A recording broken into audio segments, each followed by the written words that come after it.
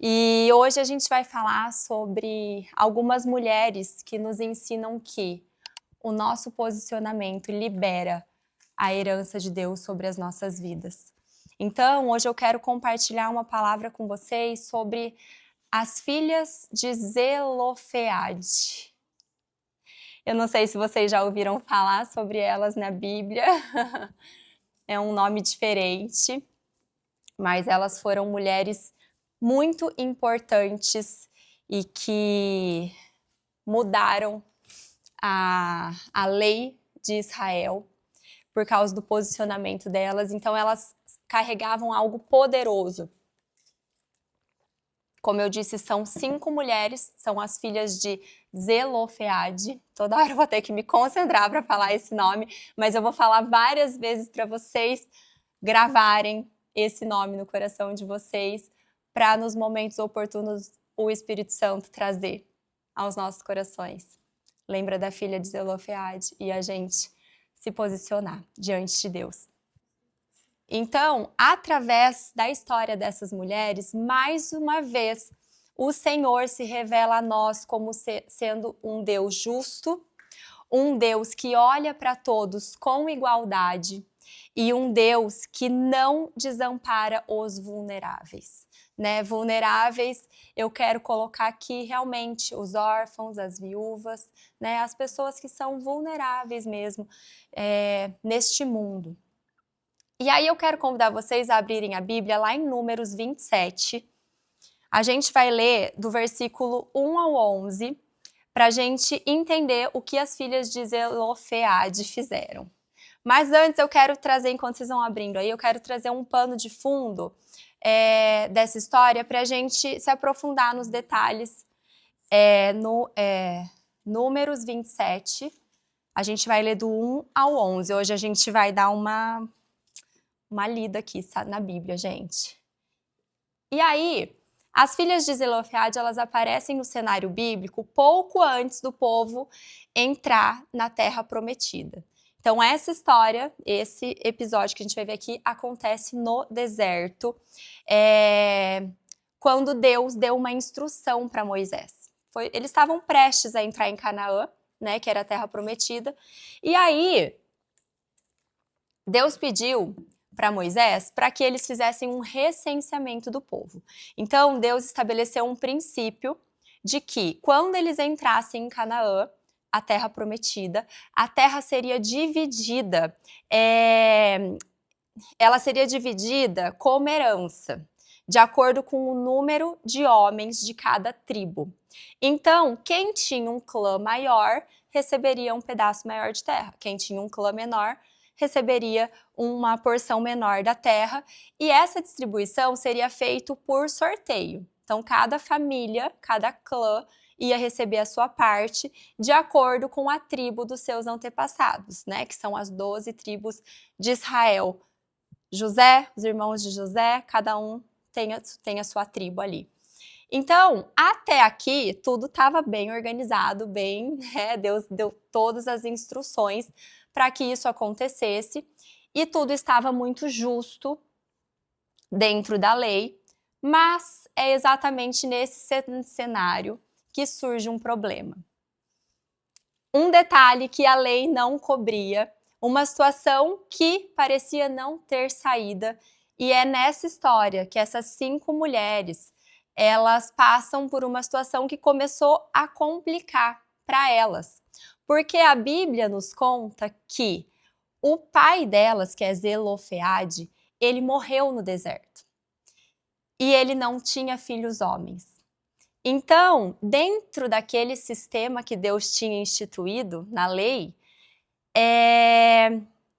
dentro daquela cultura, não ter um homem na família significava perda da herança, perda do nome e perda da continuidade geracional. Então, era como se a história daquela família fosse ser apagada da história, E aí, tudo ia terminar com essas mulheres sem ter o direito à parte delas na herança quando eles entrassem na Terra Prometida. Só que as filhas de Zelofeade se recusaram a aceitar que aquela seria a última página da história na família do pai delas. Então elas decidiram não ficar presas a essa limitação e presas naquilo que parecia ser injusto. E aí, em um contexto que dizia, né, que o sistema dizia, fiquem em silêncio, vocês não vão ter voz, elas literalmente não aceitaram essa posição de vítima e se levantaram e decidiram se posicionar, porque algo dentro delas se levantou. E esse algo dentro delas se chamava fé. Era a consciência da identidade que elas tinham, era a convicção de que a promessa de Deus não ia parar na vez delas. Era uma fé, era uma confiança de que a promessa de Deus iria se cumprir na família do pai delas. E aí elas foram até Moisés e as autoridades e reivindicaram a parte delas na herança. E a gente vai ler juntas, lá em Números 27, de 1 ao 11, como que foi esse pedido e o que aconteceu. Eu vou ler aqui. Eu acho que a gente... tá todo mundo com a Bíblia, só a Mari, que às vezes a versão é diferente. Então a palavra diz o seguinte. Aproximaram-se as filhas de Zelofeade, filho de Éfer, neto de Gileade, bisneto de Maquir, trineto de Manassés. Pertencia aos clãs de Manassés, filho de José. Os nomes das suas filhas eram Malá, Noá, Roglá, Milca e Tirza. Elas se prostraram à entrada da tenda do encontro diante de Moisés, do sacerdote Eleazar, dos líderes de toda a comunidade e disseram: Nosso pai morreu no deserto. Ele não estava entre os seguidores de Corá, que se ajuntaram contra o Senhor, mas morreu por causa do seu próprio pecado e não deixou filhos. Por que o nome do nosso pai deveria desaparecer de seu clã por não ter tido um filho? Dê-nos a propriedade entre os parentes de nosso pai. Moisés levou o caso perante ao Senhor, e o Senhor lhe disse: As filhas de Zelofeade têm razão. Você lhes dará a propriedade como herança entre os parentes do pai delas, e lhes passará a herança do pai. Diga aos israelitas: se um homem morrer e não deixar filho, transfiram a sua herança para sua filha. Se ele não tiver filha, deem a sua herança aos irmãos dele. Se não tiver irmãos, deem-nas aos irmãos de seu pai. E se ainda o seu pai não tiver irmãos, deem a herança ao parente mais próximo em seu clã. Esta será uma exigência legal para os israelitas, como o Senhor ordenou a Moisés. Então, elas se levantaram com coragem. Tem uma versão que eu li que fala que elas marcharam até Moisés, o sacerdote e os líderes, coisa que as mulheres não faziam naquele tempo. As mulheres, elas jamais iam falar com a liderança. Isso era um papel dos homens, né? E elas foram e elas não apenas pediram um favor, elas fizeram mais do que isso. Elas reivindicaram uma promessa por causa da convicção que elas tinham de que a herança era um direito delas por meio do pai. E aqui está um ponto-chave da vida delas, porque elas não estavam lutando apenas para ter um pedaço de terra, para garantir a segurança delas. Elas não estavam, elas estavam lutando para que a história do pai delas não fosse apagada. Elas estavam lutando pela continuidade da geração. Elas estavam lutando pelo legado que o pai delas tinha deixado. E isso fala diretamente com a gente, porque quantas vezes na nossa vida a gente vive situações ou vive momentos que parece que as coisas não têm continuidade, os sonhos são interrompidos, as promessas parecem que já não fazem mais sentido e que aquilo não vai se cumprir na nossa vida. As histórias que parecem que estão só dando errado e e parece que nada vai dar certo, que as coisas estão finalizando de um jeito que não é legal antes da hora. As circunstâncias que nos silenciam ou nos deixam com aquele sentimento, meu Deus, eu não consigo ver uma luz no final do túnel. O que eu estou vivendo, eu nem sei o que vai acontecer, naquela incerteza, sabe? E as filhas de Zelofeade, elas estavam vivendo exatamente nesse contexto. Quando Deus instituiu aquela lei, elas se viram numa situação, meu Deus, nós estamos aqui no deserto há quase 40 anos, e aí quando a gente está prestes a entrar na Terra Prometida, tudo vai por água abaixo, porque a gente perdeu o nosso pai, não tem homem na família, e a gente não vai ter parte da nossa herança. Então, elas estavam nessa condição, nesse contexto, sabe? Um cenário que, aos olhos naturais, já estava definido, era uma lei instituída por Deus, né?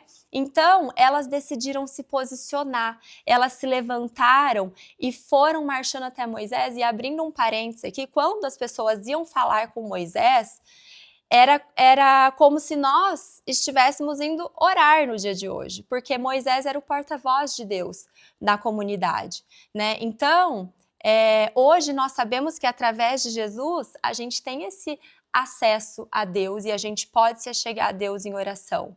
Então, assim como as filhas de Zelofeade se posicionaram, Deus continua procurando mulheres que não aceitam o fim quando Deus ainda não terminou a história.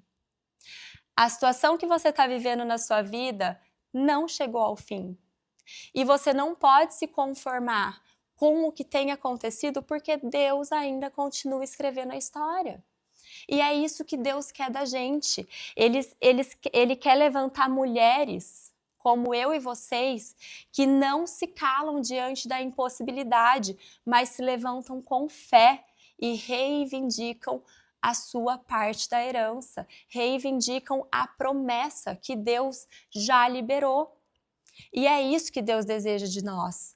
E aí eu creio que nós somos chamadas por Deus para nos levantarmos diante dele em oração, sabe? E quando elas chegaram ali diante de Moisés, tem algo que me chamou a atenção na hora que eu estava estudando, lá no versículo 3, e elas fazem questão de dizer assim, ó, o nosso pai morreu no deserto, mas ele não estava entre os seguidores de Corá, que se rebelaram contra o Senhor.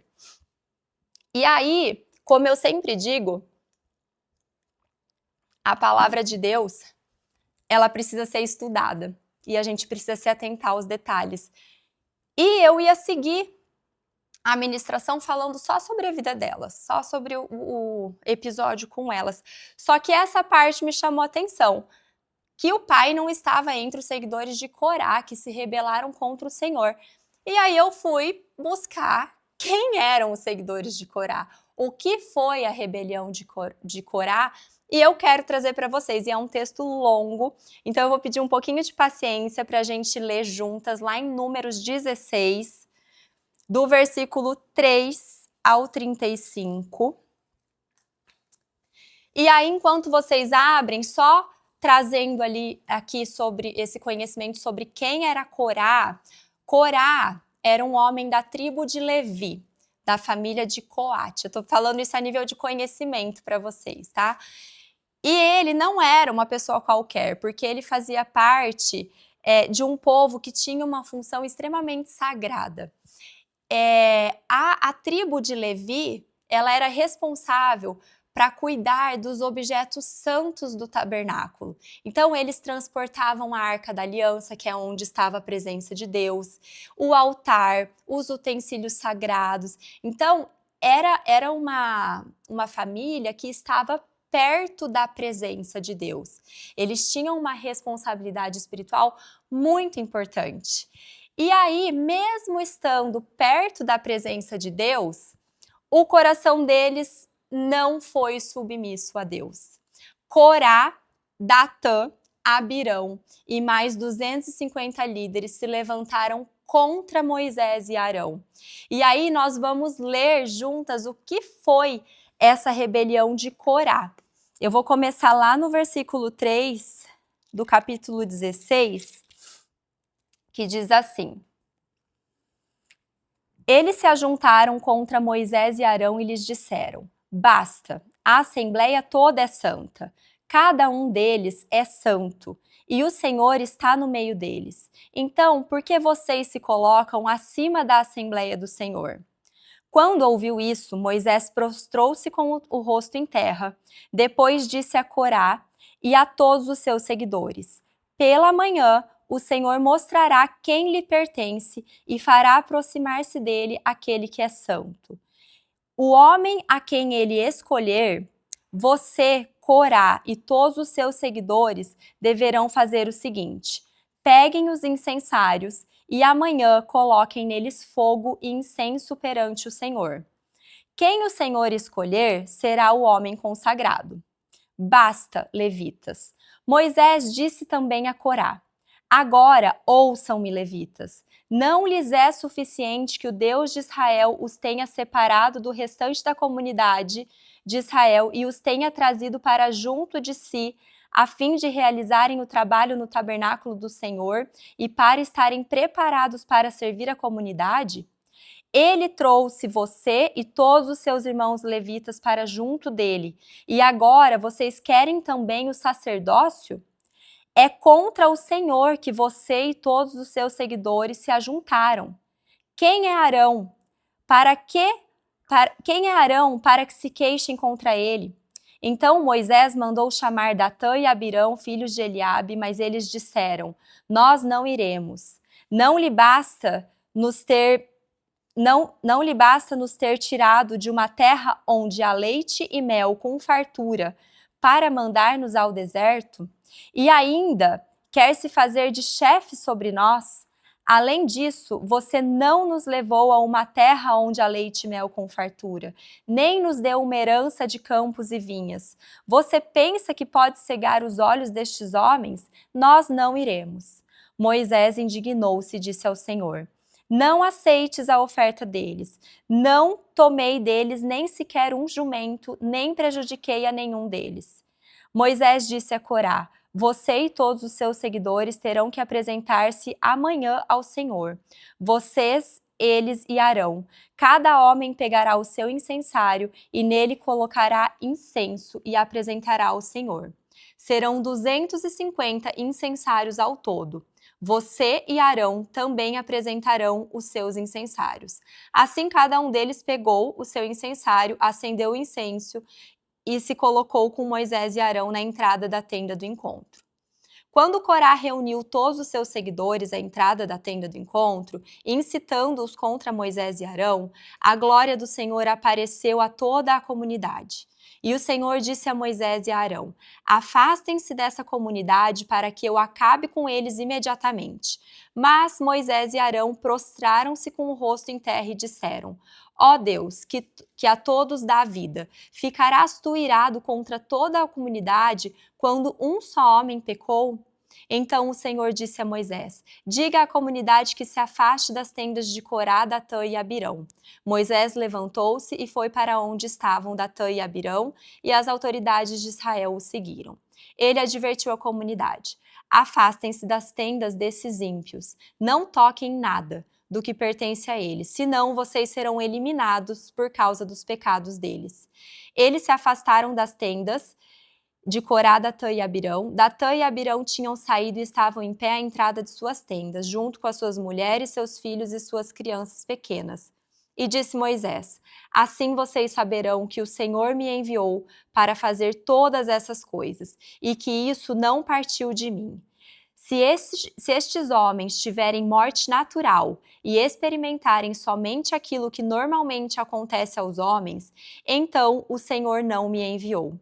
Mas se o Senhor fizer acontecer algo totalmente novo, e a terra abrir a sua boca e os engolir junto com tudo que é deles, e eles descerem vivos ao Sheol, então vocês saberão que estes homens desprezaram o Senhor. Assim que Moisés acabou de dizer tudo isso, o chão debaixo deles fendeu-se, e a terra abriu a sua boca e os engoliu juntamente com as suas famílias, com todos os seguidores de Corá e com todos os seus bens. Desceram vivos à sepultura com tudo o que possuíam. A terra fechou-se sobre eles e pereceram, desaparecendo do meio da assembleia. Diante dos seus gritos, todos os israelitas ao redor fugiram gritando: a terra vai nos engolir também. Então veio fogo da parte do Senhor e consumiu os 250 homens que ofereciam incenso. Forte, né? Eu quis ler, é longo, mas para a gente entender o que foi essa rebelião. Né? E a atitude desses homens, elas mostram que eles não foram até Moisés com um simples questionamento. Eles foram com um espírito de rebeldia, sabe? E a palavra revela que eles tinham um coração cheio de inveja da posição que Moisés e Arão tinham. Eles tinham uma profunda insatisfação com o lugar que Deus já tinha dado para eles, mesmo eles já sendo de uma linhagem privilegiada, uma tribo que estava ali, com acesso direto ali, próximo à presença de Deus. E aí, a atitude deles nos traz um alerta sobre um desejo perigoso que havia no coração deles e muitas vezes pode existir no nosso coração, que é o desejo de assumir, de querer, de desejar aquilo que Deus não nos entregou. Eles não queriam cumprir o chamado deles, eles queriam tomar o lugar do outro na liderança. Né? E eu quis trazer esse episódio da rebelião de Corá, porque nesses dois movimentos, tanto de Corá quanto das filhas de Zelofeade, existe um contraste que muda tudo, né? Porque nos dois casos, os homens foram se apresentar para falar com Moisés e elas também foram se apresentar para falar com Moisés. Enquanto Corá e os homens que estavam com eles se levantaram para tomar aquilo que Deus não deu para eles e colocar dúvida naquilo que Deus já havia estabelecido, que era diante da liderança de Moisés e Arão, e se realmente eles deveriam ter saído do Egito, da terra de escravidão, porque lá era muito melhor, porque lá era uma terra que eles tinham uma segurança, né? E eles estavam vivendo no deserto ainda, não tinham chegado na terra prometida, então eles começaram a questionar: será que realmente eles foram levantados por Deus? Né? Então, em contrapartida, as filhas de Zelofeade, elas se levantaram não para tomar algo que não era delas, não com o espírito de rebeldia, mas com o espírito de submissão, para reivindicar com maturidade, com firmeza, aquilo que Deus já tinha prometido para elas. E aí, a gente consegue perceber uma diferença aí. Corá se levanta em rebelião, elas se levantam em fé. Corá é movido por orgulho, elas são movidas por convicção. Corá questionou a autoridade de Deus e elas confiaram no caráter de Deus. Então, aqui tem algo muito importante que a gente precisa ter a consciência na nossa vida quando a gente vai se colocar diante de Deus com as nossas petições. Porque um levante que nasce da carne, ele gera destruição e morte. Como aconteceu na história de Corá, da rebelião de Corá que a gente acabou de ler. Mas um levante que nasce na fé move o coração de Deus. Então, como mulheres, a gente pode escolher como a gente quer se levantar nas nossas orações, naquilo que a gente deseja para a nossa vida. Nós podemos nos levantar como Corá, nos comparando, olhando para a vida das outras pessoas, questionando por que a gente não está vivendo conforme a gente gostaria, e sem perceber isso vai gerando uma insatisfação diante do lugar que Deus nos colocou e da missão que Deus nos confiou. Ou a gente pode se levantar como as filhas de Zelofeade, que foram mulheres que demonstraram que elas tinham conhecimento da promessa, mulheres que não aceitaram viver aquém daquilo que Deus declarou para elas, mulheres que se posicionaram não para tomar o lugar de ninguém, mas para ocupar o seu próprio lugar. E aí, eu quero perguntar para vocês, em qual lugar nós temos nos levantado? Na ansiedade de querer antecipar as coisas ou viver processos que não são para nós? Ou a gente tem se levantado diante de Deus na fé de confiar no tempo perfeito de Deus, no propósito único que Ele tem para a nossa vida, crendo naquilo que Ele nos prometeu, Ele é fiel para cumprir. E aí, hoje, eu quero dizer para vocês que Deus não está procurando mulheres perfeitas, sabe? Ele está procurando mulheres que são alinhadas com o propósito dele. Deus, ele está procurando mulheres que não estão aqui para dizer assim, Deus me dá o que eu quero. Ou Deus me dá o que aquela pessoa está vivendo. Eu quero muito. O que ela tá vivendo é muito extraordinário. Eu quero aquilo para minha vida. Não, Deus não está procurando mulheres assim. Deus, ele está procurando mulheres que declaram, Deus, eu estou aqui, posicionada diante de ti, porque eu não vou abrir mão daquilo que o Senhor já disse que é meu. Eu quero viver o propósito que o Senhor tem para a minha vida, para a minha casa, para o meu casamento, para a vida dos meus filhos. É isso que eu quero. Então, a pergunta que fica é... Ai, meu Deus, tá ligando aqui. Como que eu tenho levado esses pedidos diante de Deus? Será que eu tô indo de uma forma sutil fazer a minha oração, tentando assumir o controle das coisas que eu tô pedindo para o Senhor? E aconteceu algo muito engraçado esses tempos atrás. O Itamar veio conversar comigo e a gente foi orar sobre uma decisão que ele tinha que tomar. E aqui em casa ele é assim, no nosso casamento é assim desde o início. Claro que as questões do trabalho dele eu não participo ali das decisões, mas quando são coisas que se referem à nossa família, né, a investimentos feitos por nós, situações que se refere a nós dois, ele sempre traz para mim antes de tomar uma decisão. E ele estava querendo fazer um negócio lá, e eu sempre assim, né, gente, uma melancólica casada com um sanguíneo é o match perfeito, né? Porque ele quer agir e eu dou uma segurada, né, Mari? Dá uma segurada.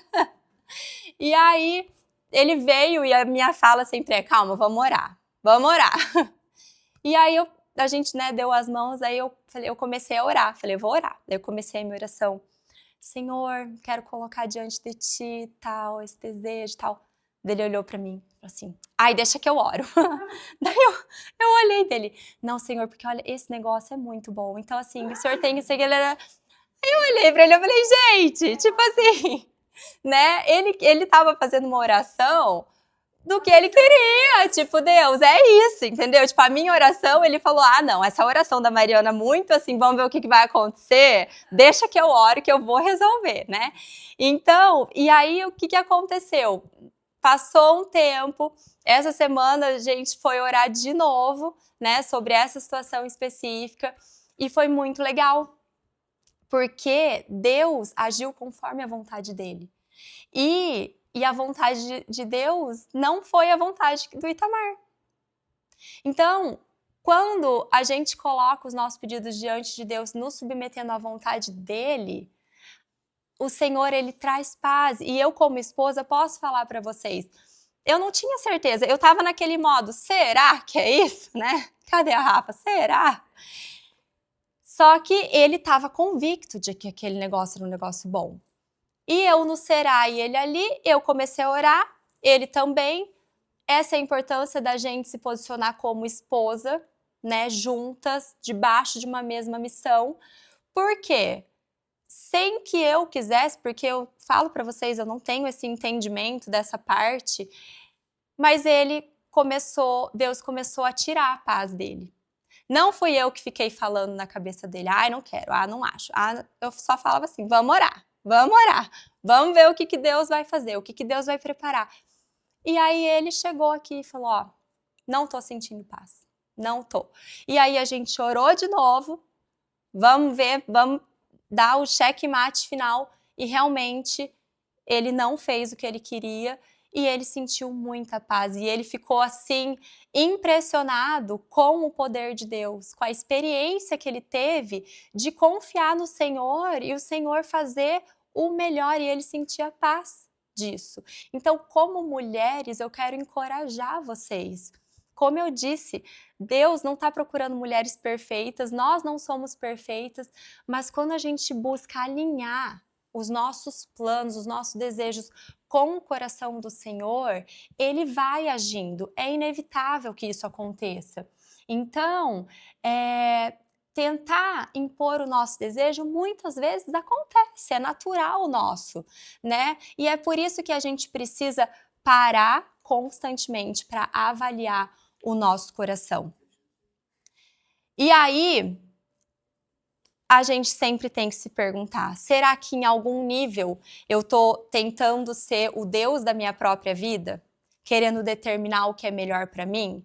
E ao mesmo tempo, duvidando daquilo que o Senhor já estabeleceu? Se realmente aquilo que o Senhor tá fazendo é o melhor ou não, né? E como que tá a minha convicção diante das promessas que Deus já liberou sobre mim? Eu tô orando, tomando posse com conhecimento, né, com fé e confiança de que a promessa de Deus vai se cumprir na minha vida? Eu tô orando com clareza do meu chamado, do meu propósito? Ou eu ainda tô perdida, tentando viver algo que não foi Deus que me entregou? Tem coisas que são muito legais da gente fazer. E eu falo, não sei se eu já compartilhei com vocês, mas uma frase que uma vez eu escutei e ela me deu a direção para muitas coisas que eu tinha que fazer e para decisões que eu tomo, que é: não faça com excelência aquilo que você não foi chamado para fazer. Tem coisas que não são erradas diante de Deus, que tá tudo bem você fazer, é muito legal, mas não faça com excelência aquilo que você não foi chamada para fazer por Deus. Deus tem um propósito específico para a vida de cada uma de nós. E quando a gente busca esse alinhamento com o céu, a nossa vida prospera, a nossa vida frutifica, a gente alcança as promessas de Deus. Porque existe uma verdade que a gente não pode ignorar. A forma como eu oro, como eu peço para o Senhor, revela o quanto eu confio nele. A oração do Itamar de falar, ele estava confiando nele, né? De Deus, é isso, esse é o melhor. Mas aí Deus vem e fala, não, eu quero que ore do jeito certo, demonstrando a sua confiança em mim. E será que a gente tem feito isso? Será que a gente tem se colocado diante de Deus com essa total entrega e sinceridade diante de Deus, aceitando realmente aquilo que Ele tem para a nossa vida? Será que a gente tem se colocado diante de Deus sem máscaras, sem justificativas, sem parecer, né, sem tentar parecer ser forte, mas com um coração aberto que diz, Senhor, ajusta aquilo que precisa ser ajustado na minha vida. Alinha o meu coração, os meus sonhos, os meus pensamentos com a tua vontade, né? Que o Senhor amadureça a nossa fé para que a gente se achegue a Deus com a mesma maturidade das filhas de Zelofeade. Foram mulheres que se posicionaram dentro de uma promessa que já existia. E aí, trazendo para a nossa vida hoje, na nossa maternidade, Deus, ele quer nos tirar do lugar, muitas vezes, de comparação. Ou daquele lugar onde a gente desejaria que os nossos filhos fossem diferentes do que eles são. Ai, se meu filho fosse desse jeito, minha vida seria tão mais fácil, sabe? E o Espírito Santo está aqui para nos dar essa sensibilidade, esse discernimento para a gente enxergar e estabelecer o propósito de Deus dentro da nossa casa, reconhecendo as promessas que Ele já liberou sobre a vida dos nossos filhos. Então, assim como Corá, a gente não tem que querer que os nossos filhos sejam como outras crianças, eles são do jeito que eles são porque Deus quis. E Deus tem um propósito para a vida deles. Na nossa identidade, Deus ele quer silenciar todo pensamento que nos aprisiona dentro da nossa mente. De às vezes a gente se achar insuficiente, e eu falo por mim, compartilhei para vocês aqui no começo, isso é um pensamento de prisão, de achar que eu não sou capaz. E muitas vezes a gente permite que pensamentos assim determinem a nossa identidade. Então, Deus ele quer silenciar toda a culpa, toda a comparação que a gente faz com outras pessoas. Ele quer alinhar os nossos pensamentos com a verdade sobre quem ele diz que nós somos. E no nosso propósito, Deus quer levantar mulheres que parem de viver insatisfeitas, tentando viver a história de outra pessoa. Deus quer dar coragem para mim e para vocês, para que a gente viva o propósito dele para a nossa vida. A história que ele escreveu para a sua vida. O chamado que Deus te confiou. O lugar que só você pode ocupar, que é insubstituível. Pessoas são insubstituíveis?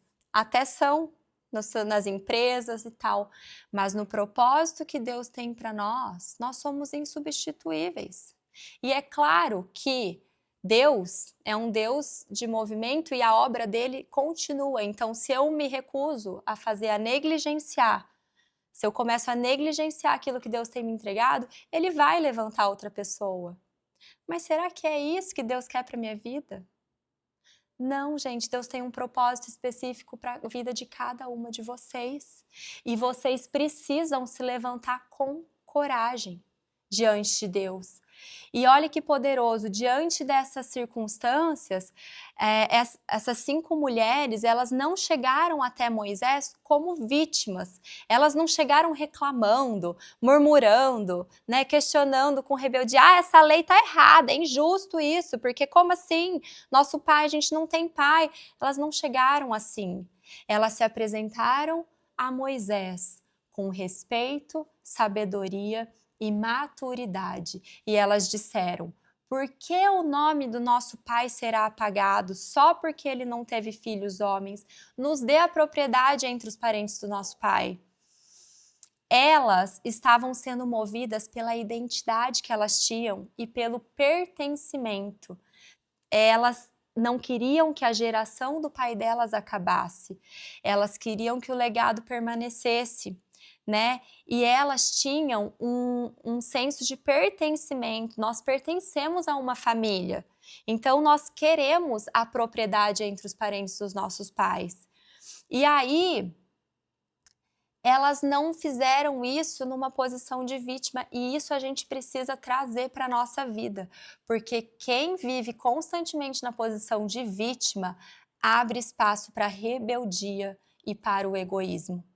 Quando vai pedir algo, fica implorando, age no impulso, sem maturidade, buscando apenas o benefício próprio, que nem uma criança que fica, isso não é justo, eu não me dei bem, isso não é justo. Isso é agir no vitimismo, na imaturidade. Mas quem entende a sua identidade em Deus, que conhece o seu lugar, que sabe o que carrega, se posiciona com firmeza e confiança. Pede com clareza, com humildade, com maturidade, com sabedoria. Não se desespera diante das circunstâncias. Não fica tentando forçar nada. Não fica tentando manipular. Apenas confia em Deus, porque sabe da sua identidade de filha amada. E eu penso que isso entra muito em relação à vida dos nossos filhos e até dos nossos maridos. Existem situações, gente, que não adianta a gente se desesperar, a gente forçar, a gente querer manipular para que eles entendam ali o que é certo, o que você está vendo que precisa ser ajustado diante de Deus.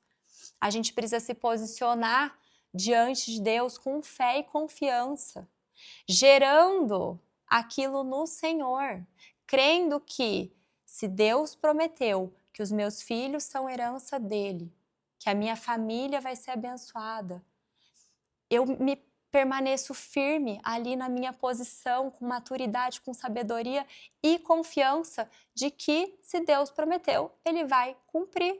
É claro que a gente tem que dar orientações, a gente tem que ensinar, mas tem situações, gente, que é só o Espírito Santo que convence. Tem lugares no coração dos nossos filhos e dos nossos maridos que nós não temos acesso. É só o Espírito Santo que tem.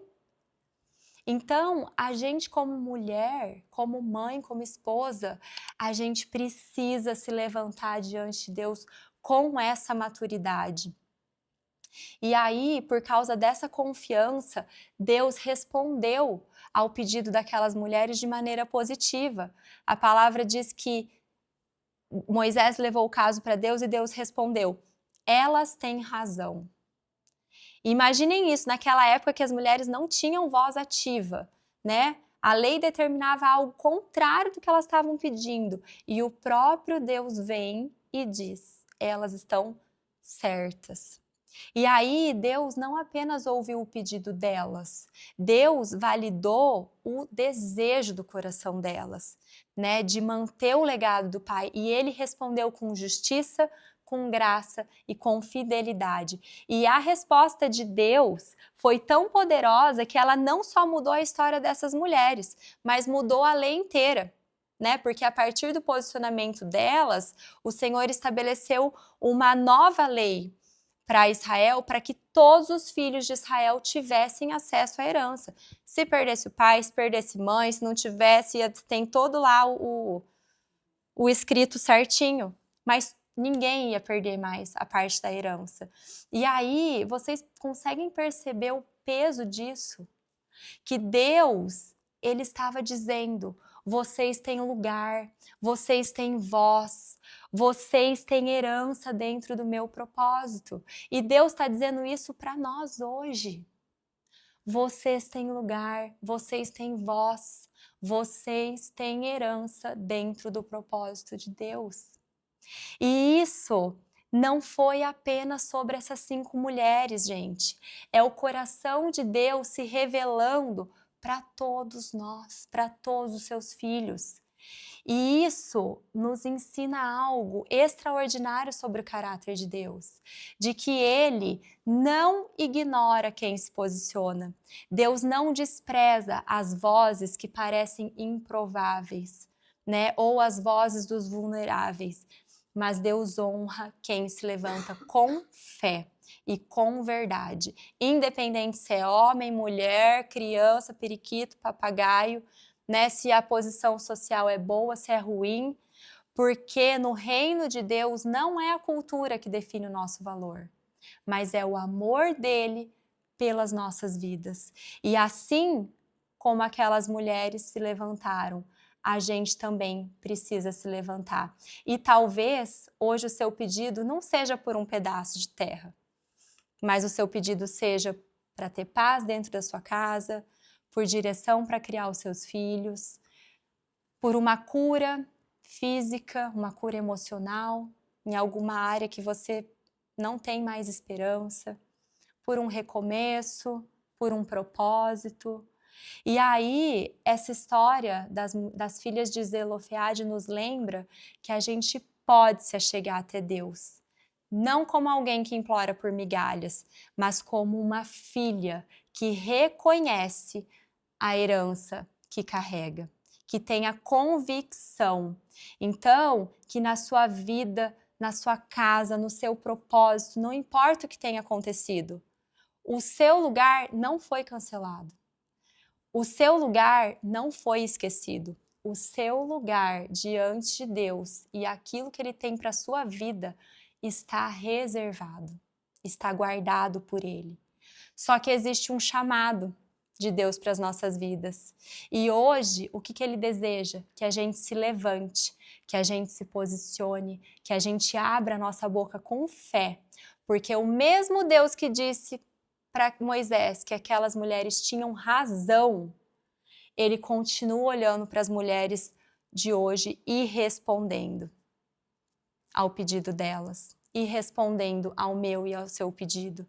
Então eu quero finalizar essa história dizendo que as filhas de Zelofeade, ela continuou e ela terminou nos ensinando algo poderoso, porque elas não pararam só ali naquele pedido para Moisés, elas não viveram só aquele momento, elas permaneceram com responsabilidade diante da promessa, elas foram obedientes, porque quando Deus deu a instrução por meio de Moisés, ele pediu para que a herança fosse protegida. Então ele pediu para que essas mulheres não se casassem com homens que não fossem da tribo delas, porque senão elas perderiam a parte delas na terra. Então elas foram obedientes. E anos depois, diante de Josué, que foi o sucessor de Moisés, quando ele foi sortear a terra e dividir ali entre o povo,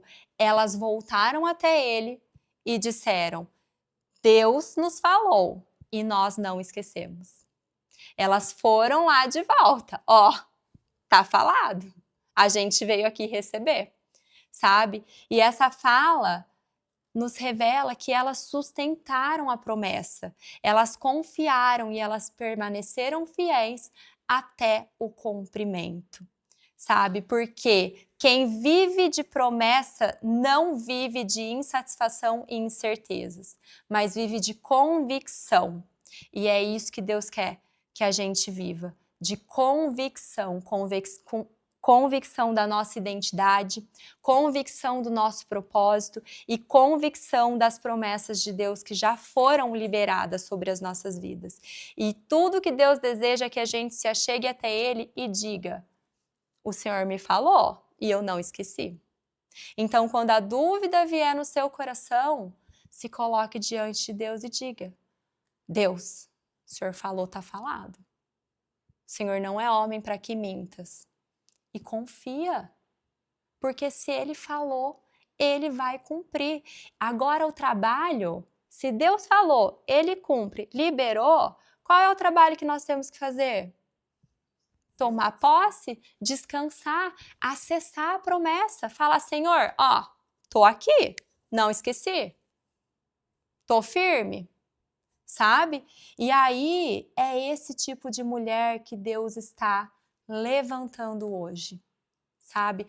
Eu creio que hoje Deus está levantando mulheres aqui que não se comparam, que não se perdem, que não desejam viver aquilo que não é para elas, mas que se posicionam com o coração alinhado ao propósito de Deus. Mulheres que se levantam diante de Deus e dizem: Senhor, eu não quero que o Senhor não tem para mim.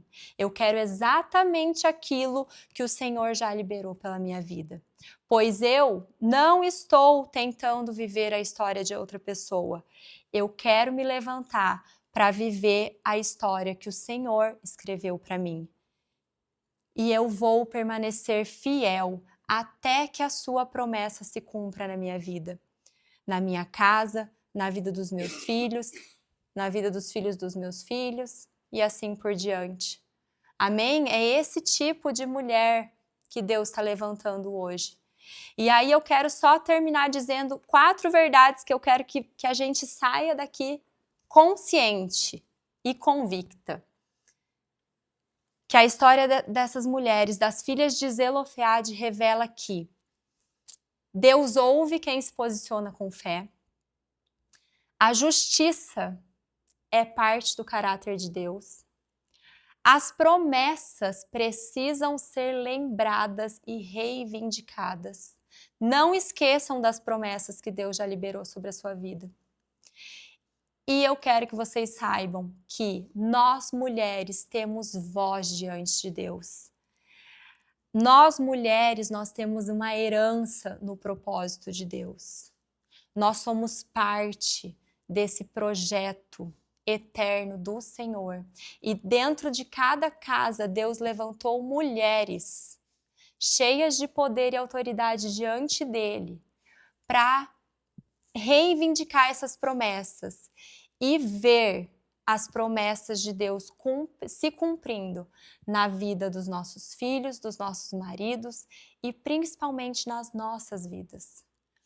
Deus está levantando aqui mulheres posicionadas diante dele. E é isso que eu quero que vocês saiam hoje, com essa convicção. Quando a dúvida vier, quando a incerteza vier, quando o desânimo vier, se lembra que existe um Deus que prometeu e ele é fiel para cumprir. Então não se esqueçam das filhas de Zelofeade, quando você estiver incerta se você está vivendo ou não aquilo que Deus tem para sua vida. Se coloque diante dele com fé. Amém, meninas? E